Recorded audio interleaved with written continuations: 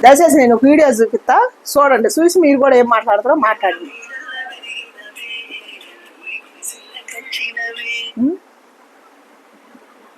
లంగా ఇప్పుడు పెళ్లి చూడు ఎంత దౌర్భాగ్యంగా చేసుకుంటారు దిగజారి.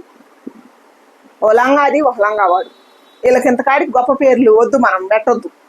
ఎందుకంటే అబ్బాయి అమ్మాయి అంటే బాగోదన్నమాట. అబ్బాయికి అమ్మాయికి ఎంతో విలువ ఉంది కాబట్టి ఆ పేరు పెట్టను. ఎందుకంటే పెళ్ళి అంటే మామూలు విషయమా? పెళ్ళి అంటే ఇంతేనా? మీ ఇష్టాసారంగా చేసుకోవటం ఇదేనా పెళ్ళి? మూడు ముళ్ళకు ఒక విలువ లేదు, భార్యకి ఒక విలువ లేదు, భర్తకు ఒక విలువ లేదా, బంధానికి ఒక విలువ లేదా? విలువ లేకుండా చేసుకోబట్టే బంధాలు నిలబడతలా. ఇప్పుడు అర్థం తాలిబుట్టు అంటే ఏంటో అర్థం తెలియకుండా పెళ్లికి మూడు ముళ్ళు వేయటాన్నే ఆ మూడు ముళ్ళకు కూడా విలువ తెలియట్లా. భర్త అంటే ఏంటో తెలియట్లా, భార్య అంటే ఏంటో తెలియట్లా. ఎందుకంటే ఆవేశంతో చేసుకుంటారు కదా, ఆలోచించకుండా జీవితాలు. ఎవరి జీవితానికి ఎవరు కర్త? మీరే కర్త. మీ జీవితానికి మీరు సర్వనాశనం అయిపోవటానికి మీరే. ఎందుకంటే తల్లిదండ్రులు చూసిన పెళ్ళిళ్ళు కావు. బలిసి కొవ్వెక్కువ వయసు వేసుకునే పెళ్ళిళ్ళు. పెళ్ళి అంటే ఊపునే ఉంది ఆరా లంగా ఇప్పుడున్న రోజుల్లో. ఈ రోజుల్లో ఆ రోజులు అనుకున్నావా? 30-40 ఏళ్ల కింద అనుకున్నావా? అప్పుడు ఉన్నారు లంగాలు కొంతమంది, కానీ మరీ ఎంత దారుణం కాదు గారా.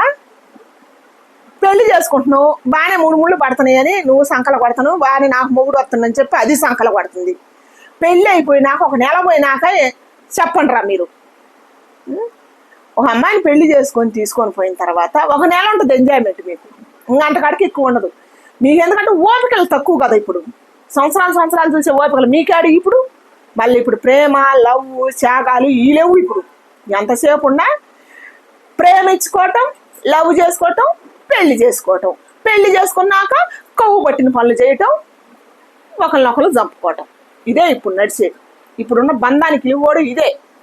ఒరే సన్నాసి, పెళ్లి చేసుకుంటావు, నీ జీతం ఎంతరా? నీ ఏజ్ ఎంత? ఇప్పుడు మాకున్న చదువుకి జాబులు రావట్లేదని చెప్పి ప్రభుత్వం మీద కొట్లాటలు, తల్లిదండ్రులు ఆస్తి పంచలేదని తల్లిదండ్రుల మీద కొట్లాటలు.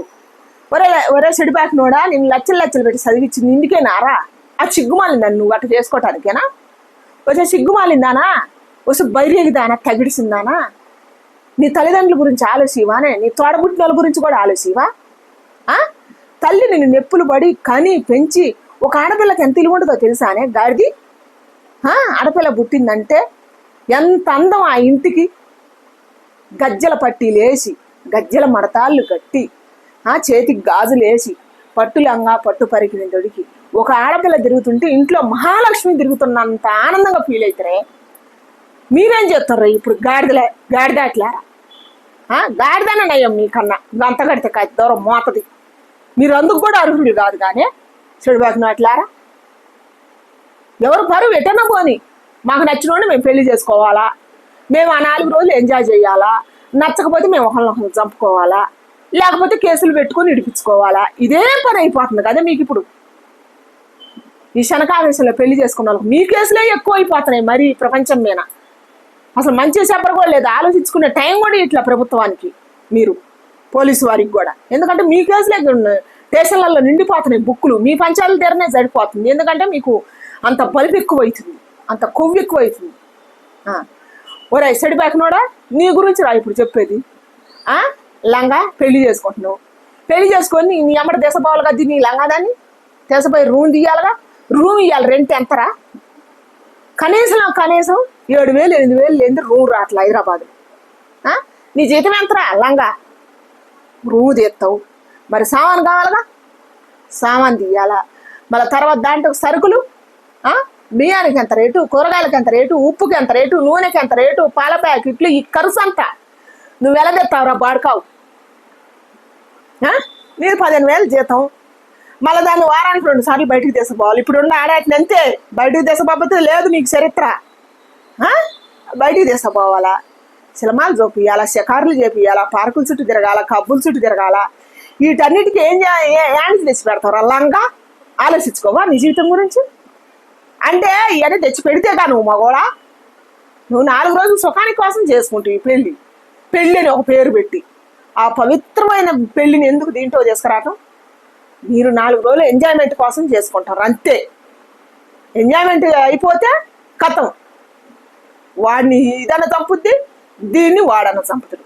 లేకపోతే ఎవరి జాగాల వాళ్ళు వీడు దీన్ని తగులుకున్నాడు దీన్ని తగులుకొని వేసుకొని పోతాడు, వాడిని తగులుకున్నాడు వాడిని తగులుకొని వేసుకొని పోద్ది.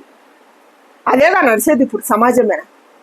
అందుకని దయచేసి ఇప్పుడున్న అబ్బాయిలకి అమ్మాయిలకి కొంతమందికే చెబుతాను, అందరిగా చెప్పటం లేదు నేను, అందరూ కూడా అపార్థం చేసుకోకండి.